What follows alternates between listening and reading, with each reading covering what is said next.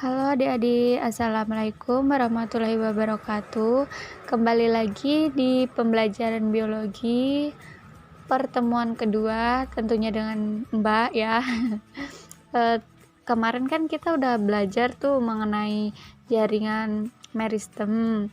Terus jaringan dewasa itu kan dibedakan menjadi 4 berdasarkan fungsinya.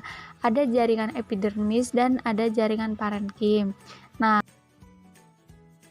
Nah, untuk pertemuan kedua ini, kalian belajarnya itu dengerin podcast Mbak, dan juga nanti akan Mbak tampilin kok videonya. Bukan video sih, PPT mengenai pembelajaran kita. Yang nggak mungkin lah nanti kalian dengerin Mbak ngobrol aja tanpa tahu ini bentuk visualnya gitu kan. Langsung aja ya, kita lanjutin materinya, yaitu mengenai jaringan penyokong dan jaringan vaskuler atau pengangkut. Apa sih jaringan penyokong itu? Nah, kalian udah bisa baca kan itu? Jadi, jaringan penyokong adalah jaringan yang menunjang bentuk tubuh tumbuhan. Ciri jaringan penyokong ini memiliki dinding yang tebal dan kuat. Nah, ini coba kalian perhatiin, ini gambarnya kan tuh ada yang merah-merah itu. Nah, itu dinding selnya. Jadi dia tebal dan kuat. Kenapa tebal dan kuat? Karena jaringan penyokong ini berfungsi sebagai penegak batang dan menguatkan daun. Juga melindungi tumbuhan dari gangguan mekanis, melindungi embrio di dalam biji, melindungi jaringan pengangkut, dan memperkuat parenkim.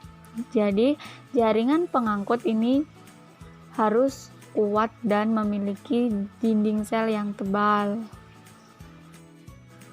Berdasarkan bentuk dan sifatnya, jaringan penyokong ini dapat dibedakan menjadi 2 macam, yaitu kolenkim dan sklerenkim.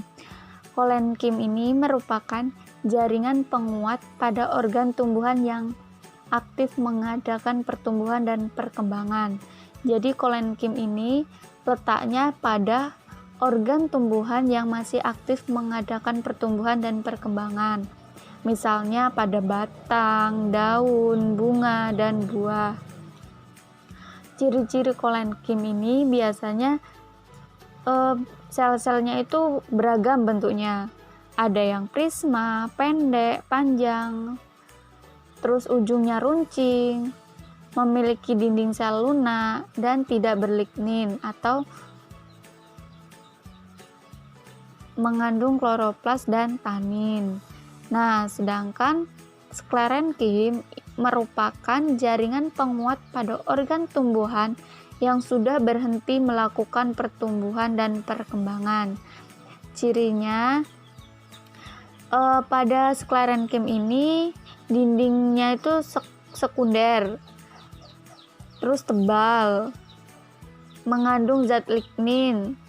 Selnya itu tidak mengandung protoplasma karena sel-selnya kan telah mati. Kemudian ada jaringan vaskuler atau jaringan pengangkut. Fungsinya ini apa? Ya, benar, untuk mengangkut air, garam-garam mineral, serta mengangkut zat makanan hasil fotosintesis. Jaringan pengangkut tumbuhan ini terdiri atas xilem dan floem. Xilem ini berfungsi untuk mengangkut air dan garam-garam mineral dari akar menuju ke daun. Xilem merupakan jaringan yang kompleks karena apa?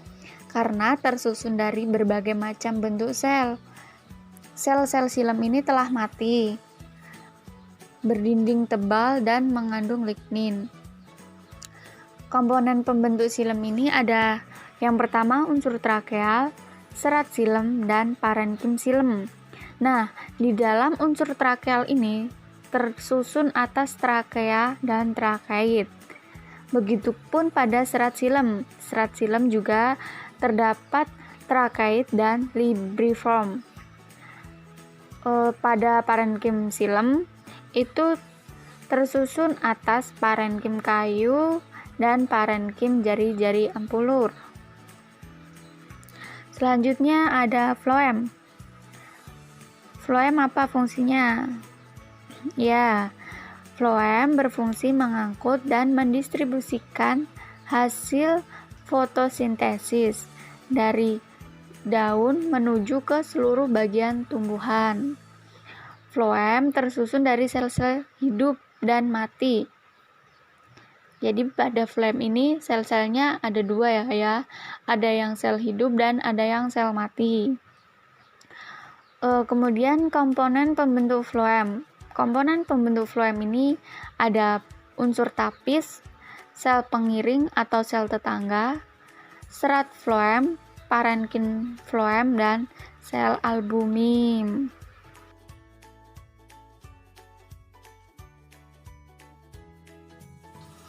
Nah, berkas pengangkut itu apa? Ya, itu tadi, xilem dan floem. Berdasar letak xilem dan floem, berkas pengangkut ini dibedakan menjadi 3 kelas besar, yaitu tipe kolateral, tipe konsentri, dan tipe radial. Nah, ini untuk memperjelas kalian lagi, boleh kalian baca-baca lagi. Tipe kolateral ini dibedakan lagi menjadi beberapa bagian. Begitupun tipe konsentri dan tipe radial. Nanti kalian bisa baca-baca, cari informasi di internet atau di media sosial lainnya. Baik, sekarang kita lanjut lagi materinya mengenai organ pada tumbuhan. Apa sih organ itu? Tadi kita nyebut-nyebut organ. Nah, apa itu organ? Ya, benar. Organ merupakan kumpulan dari beberapa jaringan yang memiliki fungsi tertentu. Kemudian, organ pada tumbuhan ini dibedakan menjadi 2, yaitu apa aja? Organ generatif dan organ vegetatif. Mbak di sini seolah-olah ngajar di depan kalian ya, Mbak nge-VN atau podcast, kalian ngejawab gitu. Nah, organ vegetatif itu apa aja? Ya, ada akar, batang, dan daun. Sedangkan organ generatif ada bunga, buah, dan biji. Bagus. Sekarang kita bahas yang pertama itu akar dulu ya. Nah, akar ini berdasarkan asalnya itu dibedakan menjadi 2, yaitu ada akar primer dan akar liar. Apa yang disebut dengan akar primer? Akar primer adalah akar yang sudah ada sejak masih embrio sampai dia tumbuhan itu mati. Sedangkan akar liar ini muncul dari batang, daun, atau jaringan lainnya. Misalnya akar, ada kan itu daun yang ada akar-akarnya gitu, nah itu akar liar.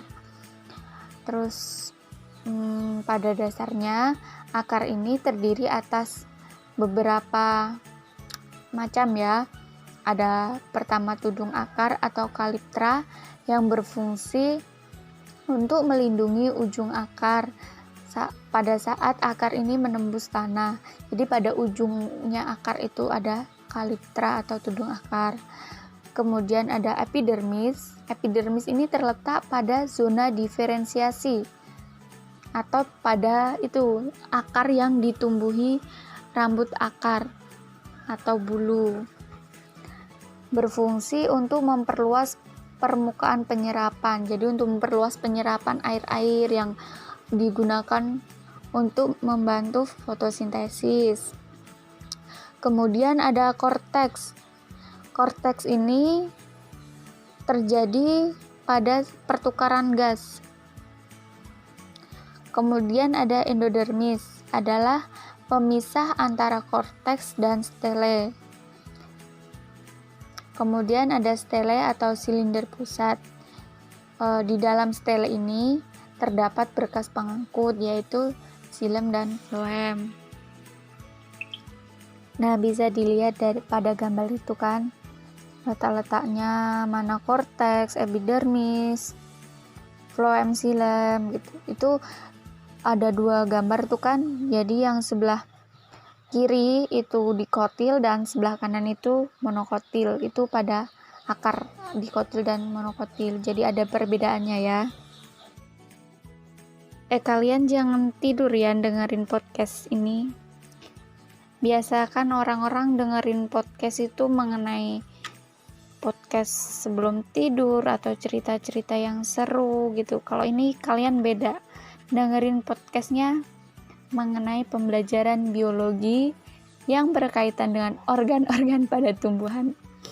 Ya nggak apa-apa, kita syukuri aja, soalnya kita lagi di dalam kondisi seperti ini kan, jadi pembelajaran itu dibawa asik aja. Baik, lanjut lagi, yaitu batang merupakan tumbuhan yang terletak di atas permukaan tanah. Batang disusun oleh beberapa macam jaringan yang berbeda, sehingga terdiri dari beberapa tipe, seperti batang berkayu, batang lembut, batang lunak atau herbaceous, dan batang tipe rumput atau kalmus. Fungsi batang adalah yang pertama itu untuk menopang daun, bunga, dan buah. Yang kedua, untuk menyalurkan air dan garam mineral dari akar ke daun, dan dari hasil fotosintesis itu disebarkan ke seluruh bagian tumbuhan. Nah, itu karena di dalam batang kan ada xilem dan floem atau berkas pengangkut. Lanjut lagi, ini struktur batang. Yang pertama itu ada epidermis, berfungsi untuk melindungi jaringan di bawahnya. Yang kedua ada korteks.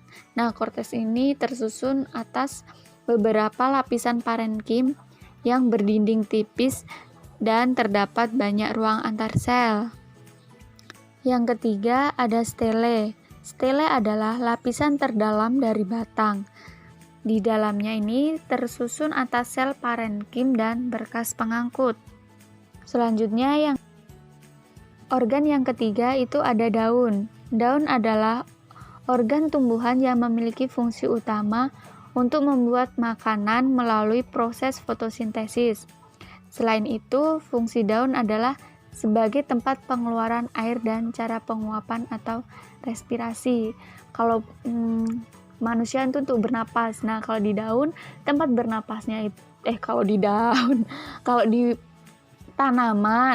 tanaman itu proses bernapasnya atau respirasinya itu melalui daun. Karena apa? Karena di daun terdapat stomata. Selanjutnya ada struktur yang melapisi daun. Yang pertama itu ada epidermis atas, terkadang dilapisi oleh kutikula, atau yang putih-putih itu loh di atas daun tuh ada kan. Nah, itu. Kedua adalah jaringan palisade parenkim atau jaringan tiang, yang di dalamnya itu banyak mengandung klorofil. Ketiga ada berkas pembuluh, terdapat xilem dan floem yang berfungsi sebagai alat transportasi dan penguat daun dalam bentuk tulang daun. Yang keempat, jaringan spons parenkim atau bunga karang. Di dalamnya ini sedikit mengandung klorofil. Yang kelima ada epidermis bawah. Jadi epidermis itu terletak di atas daun dan bawah daun. Di bawah daun ini terdapat stomata. Nah, organ yang keempat ini ada bunga. Ya, bunga. Bunga merupakan alat reproduksi seksual pada tumbuhan. Bunga ini ada bunga sempurna dan ada bunga yang lengkap. Apa sih bunga sempurna dan bunga lengkap? Benar. Bunga sempurna adalah bunga yang memiliki putik dan benang sari. Nah, sedangkan bunga lengkap itu adalah bunga yang memiliki alat reproduksi dan perhiasan bunga. Perhiasan bunga itu seperti mahkota dan kelopak. Kemudian bagian-bagian bunga. Bunga ini kita mulai dari kelopak bunga. Kelopak bunga ini yang ini loh, pada bunga biasanya paling bawah itu ada kan yang berwarna hijau kayak daun itu. Nah, itu kelopak bunga. Berfungsi untuk membungkus atau melindungi kuncup bunga sebelum mekar. Yang kedua ada mahkota bunga. Nah, mahkota bunga ini ya yang memiliki warna-warna cerah, seperti kalau mawar tuh mahkotanya warnanya merah. Ada yang putih juga kan, bunga mawar kan banyak jenisnya. Kemudian kalau pada bunga matahari itu mahkotanya berwarna kuning. Kenapa mahkota bunga ini memiliki warna yang cerah? Karena untuk menarik serangga. Karena kan kita tahu serangga ini menghisap nektar pada bunga ya.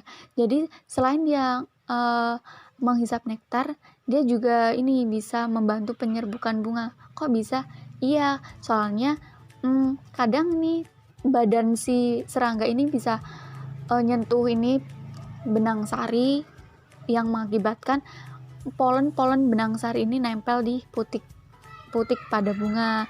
Alhasil nanti bisa bantu penyerbukan. Nah, apa selanjutnya itu ada benang sari dan putik. Apa bedanya benang sari dan putik? Ya jelas beda. Benang sari adalah alat kelamin jantan pada tumbuhan. Nah, sedangkan putik itu alat kelamin betina pada tumbuhan. Nah ini tadi, jika benang sari masuk ke putik, maka akan terjadi pembuahan. Nah, yang nantinya akan menghasilkan buah gitu. Organ selanjutnya itu ada buah. Buah terbentuk ketika terjadi pembuahan antara serbuk sari dan sel telur. Nah, ini yang Mbak singgung di bunga tadi. Bakal buah dan bakal biji yang berada di dalam putik akan berkembang menjadi buah dan biji. Pada buah terdapat bagian-bagiannya, yaitu pada bagian luar itu disebut eksokarp, bagian tengah disebut mesokarp, dan bagian dalam disebut endokarp. Nih, contohnya pada buah mangga. Jadi kulitnya itu disebut eksokarp atau bagian luar.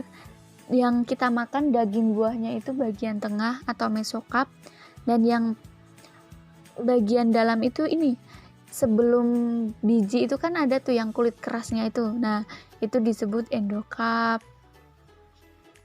Selanjutnya ada biji.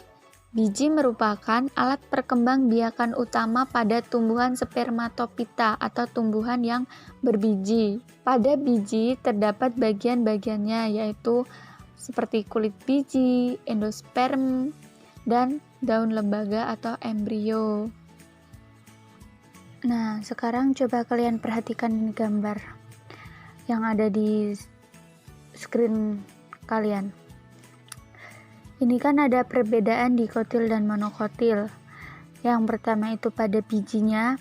Kita lihat pada biji monokotil ini hanya terdapat satu kotiledon. Nah, sedangkan pada dikotil terdapat 2 kotiledon. Gimana buat bedain ini biji monokotil dan dikotil? Gini aja, kita lihat dari kata di itu pasti 2, mono itu pasti 1 kalau dalam biologi. Jadi sesuatu yang berawal di itu pasti 2 dan mono itu 1. Kemudian dari akarnya. Nah, akar monokotil ini akar serabut, sedangkan akar dikotil adalah akar tunggang. Pada berkas pengangkut atau batangnya ini pada tumbuhan monokotil tidak memiliki kambium dan berkas pengangkutnya kan tersebar, beda sama yang dikotil. Kalau dikotil ini ada kambiumnya dan berkas pengangkutnya itu bentuknya kayak melingkar gitu kan, tersusun rapi. Terus pada daunnya ini itu kalau daun dikotil itu biasanya dia menjari. Nah, kalau monokotil itu dia bentuknya langset atau ini seperti yang gambar itu. Terus pada bunganya itu, kalau pada monokotil itu bagian bunganya itu biasanya kelipatan dari 3, sedangkan pada dikotil bagian bunganya itu kelipatan dari 2, 4, atau 5. Nah, yang terakhir ini ada kultur jaringan.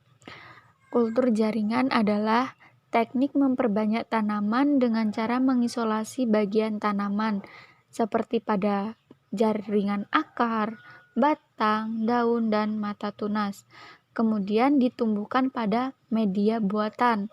Nah, pada contohnya ini, pada gambar itu ada apa? Ya, makanan kesukaan kelinci atau wortel. Ya, ini wortelnya kan nih dipotong terus ditaruh di cawan petri untuk ditumbuhkan. Ini contoh apa coba? Contoh kultur jaringan tanaman menggunakan bagian apa? Kalau wortel itu bagi apa? Ya, wortel itu akar.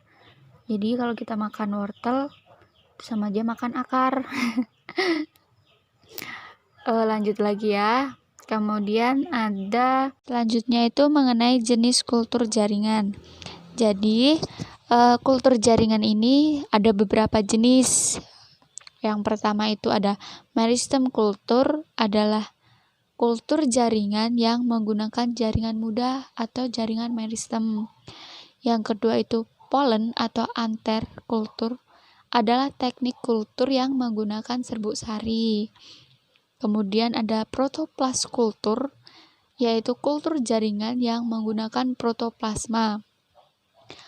Ada kloroplas kultur, adalah teknik kultur jaringan yang menggunakan eksplan kloroplas.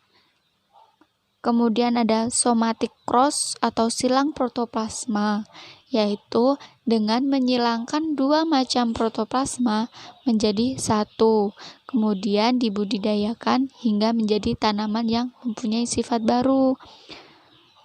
Nah, kalau pengen lebih jelasnya lagi, kalian bisa tuh cari contoh-contohnya, gambar-gambarnya gitu biar lebih jelas.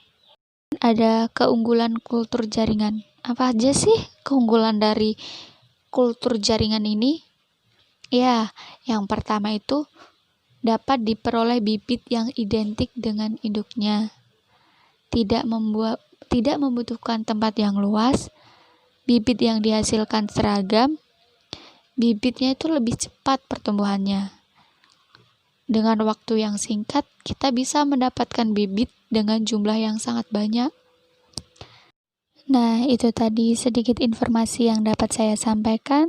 Semoga bermanfaat dan sampai jumpa pada pertemuan berikutnya. Wassalamualaikum.